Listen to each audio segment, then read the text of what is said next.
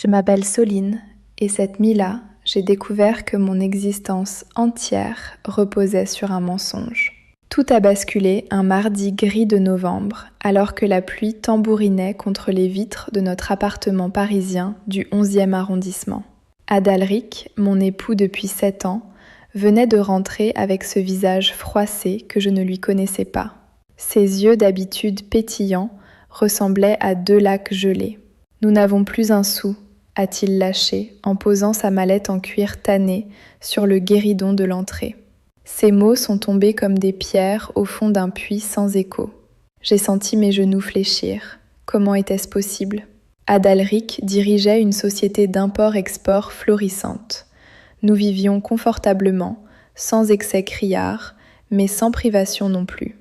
Des dîners chez Léonce le dimanche, des vacances à Bonifacio l'été, une voiture allemande garée en bas de l'immeuble. « Que veux-tu dire par là ?»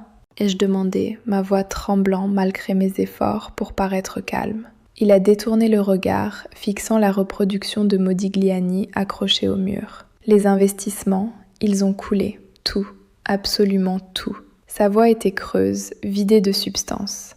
Il parlait comme quelqu'un qui récite un texte appris par cœur, mais auquel il ne croit pas vraiment. Cette nuit-là, je n'ai pas dormi. Adalric ronflait à côté de moi, mais son sommeil me semblait trop profond, trop artificiel. À 3 heures du matin, je me suis levée pour boire un verre d'eau. En passant devant le salon, j'ai remarqué sa mallette, encore posée là où il l'avait abandonnée. Une impulsion bizarre, presque animale, m'a poussée à l'ouvrir. Mes doigts tremblaient en défaisant les fermoirs dorés. À l'intérieur, entre des dossiers froissés et un stylo Montblanc, j'ai découvert un écrin de velours grenat. Mon cœur s'est mis à battre la chamade. Quand je l'ai ouvert, la lumière du lampadaire extérieur a fait étinceler un bracelet somptueux, serti de diamants et de saphirs roses.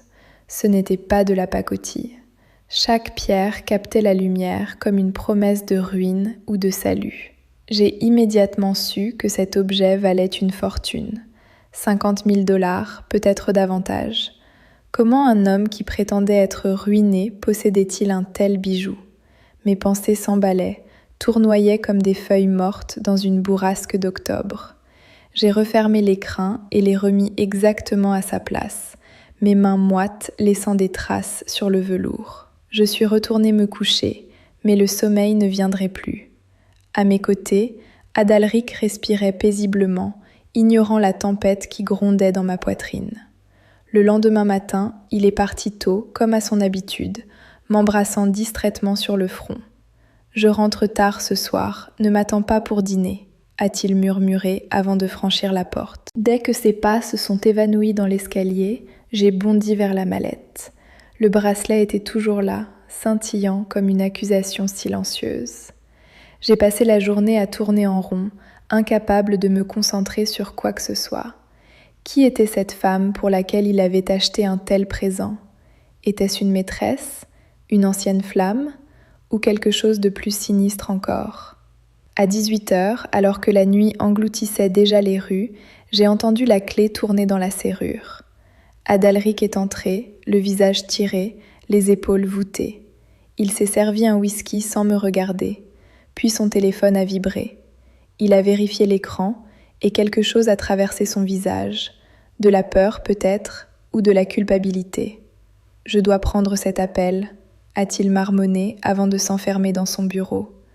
J'ai collé mon oreille contre la porte, mon souffle retenu, mon cœur cognant contre mes côtes comme un prisonnier contre les barreaux. « C'est pour elle », ai-je entendu Adalric murmurer d'une voix que je ne reconnaissais pas, douce, presque suppliante.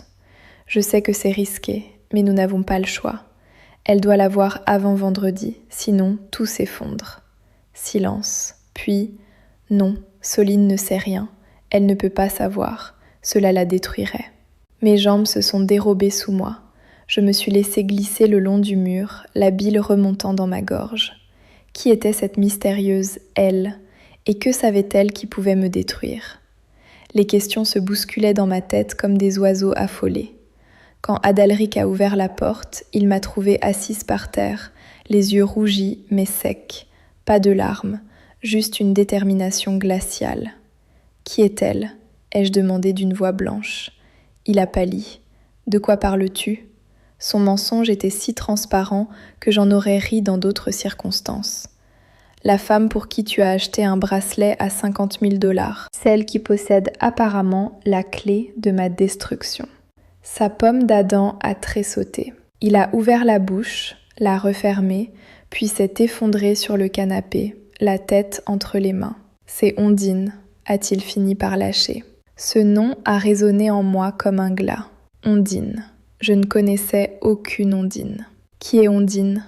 Ma voix était devenue tranchante comme une lame de rasoir. Adalric a levé vers moi des yeux pleins d'une souffrance que je ne comprenais pas encore. Ma sœur. Le monde s'est arrêté de tourner. Adalric n'avait jamais mentionné avoir une sœur.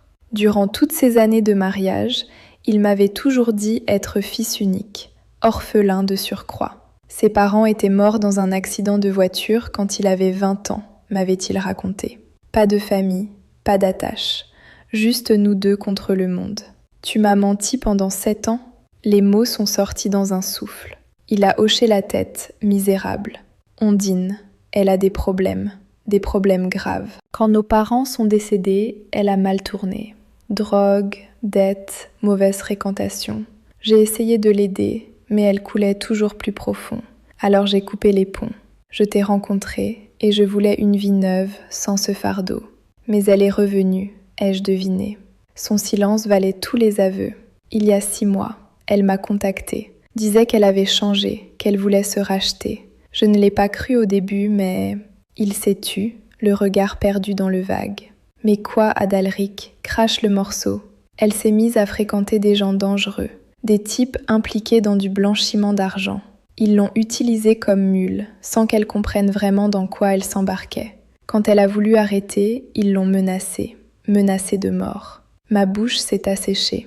Et alors ? Elle a décidé de les dénoncer à la police. Elle avait des preuves, des documents compromettants. Mais ces hommes ont des yeux partout. Ils ont découvert son intention. Maintenant, ils la traquent. Elle se cache, change d'endroit toutes les semaines. Elle a besoin d'argent pour disparaître définitivement, refaire sa vie à l'étranger sous une nouvelle identité. Les pièces du puzzle commençaient à s'assembler, mais le tableau restait flou. Et le bracelet ? Adalric a soupiré profondément. C'était à notre mère, la seule chose de valeur qu'Ondine possédait. Elle me l'a confiée il y a des années, avant de sombrer complètement. Je devais le lui rendre. C'est son billet de sortie. Avec cet argent, elle peut acheter de faux papiers, partir au Canada ou en Australie. « Mais tu viens de me dire que nous étions ruinés !» Mon cri a résonné dans l'appartement. « C'est vrai !» a-t-il répliqué avec véhémence. « J'ai tout investi pour essayer de la sauver. J'ai emprunté, hypothéqué, vendu des parts de ma société. Je pensais pouvoir résoudre ces problèmes avec de l'argent. Mais ces sangsues exigeaient toujours plus. Alors oui, nous sommes ruinés. Ce bracelet est tout ce qui reste. » Je me suis levée, chancelante. « Tu as détruit notre vie pour une sœur fantôme dont tu ne m'avais jamais parlé ?» La rage montait en moi comme une marée noire. « Tu comprends que tu m'as trahi ? Que tu as bafoué notre mariage, notre confiance ? » Je sais. Il s'est mis debout à son tour, les poings serrés. « Crois-moi, je sais. Mais c'est ma sœur, Soline, mon sang. Je ne pouvais pas la laisser mourir. » Ses yeux brillaient de larmes non versées. « Et maintenant ? Qu'est-ce que tu attends de moi ? Aide-moi à la sauver, » a-t-il supplié. « Accompagne-moi vendredi. Nous devons lui remettre le bracelet et nous assurer qu'elle part en sécurité. Après ça, je te promets, je ferai tout pour reconstruire ce que j'ai détruit. Nous recommencerons à zéro. J'aurais pu refuser. J'aurais pu faire mes valises et partir sans me retourner. Mais quelque chose dans son regard désespéré m'a retenue. Peut-être la curiosité, peut-être un dernier vestige d'amour. « D'accord, » ai-je murmuré. « Mais après, nous aurons une conversation. Une vraie. Et tu me diras tout, absolument tout. » Il a acquiescé, soulagé. Le vendredi est arrivé trop vite. Adalric m'a donné rendez-vous dans un café miteux de Belleville, loin de nos quartiers habituels. Quand je suis entrée, une femme était assise dans le fond, le visage dissimulé sous une capuche. Elle ressemblait à Adalric, mêmes yeux clairs, même mâchoire volontaire. Mais là où mon mari respirait l'assurance, elle exsudait la peur. « Ondine », ai-je dit en m'asseyant face à elle. Elle a relevé la tête, m'a dévisagée avec méfiance. « Alors c'est toi, Soline ? Mon frère parle souvent de toi. » Sa voix était rauque, usée par trop de cigarettes et de nuits blanches. Pas assez pour que je sache que tu existais. Un sourire amer a étiré ses lèvres gercées. C'est compréhensible. Je suis la honte de la famille, le mouton noir qu'on préfère oublier. Adalric nous a rejoints, le bracelet dans sa poche. « Tout est prêt ?» a-t-il demandé à Ondine. Elle a hoché la tête. « Mon contact m'attend à Roissy. Avec le bracelet, je pourrai payer les faux papiers et le billet. Demain soir, je serai à Montréal. Et ensuite ?» Elle a haussé les épaules. « Ensuite, je disparais. Nouvelle vie, nouveau nom. Peut-être qu'un jour, je pourrai vous contacter. Ou peut-être pas. » Elle a tendu la main vers Adalric, qui lui a remis l'écrin. Leurs doigts se sont touchés brièvement, et j'ai vu passer entre eux une connexion que je ne partageais pas. Le lien du sang, invisible mais indestructible. « Merci », a-t-elle chuchoté, les yeux humides. « Je sais que j'ai tout gâché, mais tu resteras toujours mon grand frère. » Adalric a dégluti péniblement. « Fais attention à toi, et cette fois, ne reviens pas. » C'était cruel, mais nécessaire. Elle a compris. Elle s'est levée, a glissé l'écrin dans son sac à dos élimé et est partie sans se retourner. Nous sommes restés là, Adalric et moi, dans ce café qui sentait le tabac froid et le désespoir. « C'est fini », a-t-il murmuré. « Maintenant, nous pouvons reconstruire. » Mais je savais que rien ne serait plus jamais pareil. La confiance, une fois brisée, ne se répare pas facilement. Les mensonges, même par omission, laissent des cicatrices. Sur le chemin du retour, j'ai posé la question qui me brûlait les lèvres depuis des jours. Pourquoi ne m'as-tu jamais fait confiance ? Pourquoi ne pas m'avoir dit la vérité dès le début ? Il a gardé les yeux fixés sur la route. Parce que j'avais honte. Honte de mon passé, de ma famille, de ne pas avoir pu sauver ma sœur plus tôt. Je voulais être parfait pour toi, Soline, irréprochable. Mais personne n'est parfait, Adalric. Et l'amour, ce n'est pas aimer quelqu'un de parfait. C'est aimer quelqu'un malgré ses failles, ses erreurs, ses fantômes. Ma voix tremblait. En me cachant tout ça, tu m'as privé de la chance de te connaître vraiment. Il s'est garé devant notre immeuble, a coupé le moteur. Je comprends si tu veux partir, si tu ne peux plus me faire confiance. J'ai regardé cet homme que je croyais connaître et j'ai vu un étranger. Mais j'ai aussi vu quelqu'un qui avait tout risqué pour sauver sa sœur. Quelqu'un capable de sacrifice, même si ses méthodes étaient discutables. Je ne pars pas, ai-je fini par dire. Pas encore en tout cas, mais nous allons devoir apprendre à nous connaître à nouveau. Pour de vrai, cette fois, sans mensonge, sans secret. Il a hoché la tête, les larmes roulant enfin sur ses joues. Je te le promets, plus jamais de secret.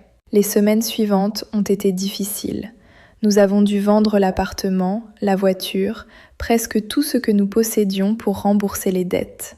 Nous avons déménagé dans un studio à Montreuil, minuscule mais suffisant. Adalric a trouvé un emploi comme comptable dans une PME. Moi, j'ai repris mes cours de piano que j'avais abandonnés. Parfois, la nuit, je pense encore à Ondine. Je me demande où elle est, si elle a réussi à refaire sa vie. Adalric n'a plus jamais eu de ses nouvelles. Peut-être est-ce mieux ainsi. Certains chapitres doivent rester fermés pour que de nouveaux puissent s'écrire. Notre mariage a survécu, mais transformé. Nous avons reconstruit notre relation pierre par pierre, conversation par conversation. La femme qui possédait la clé de notre ruine n'était pas une rivale, mais une sœur perdue. Et paradoxalement, sa disparition nous a rapprochés. Parce qu'au milieu des décombres, nous avons choisi de nous accrocher l'un à l'autre. Si cette histoire vous a touché, likez cette vidéo et abonnez-vous pour ne rien manquer de nos prochains récits bouleversants.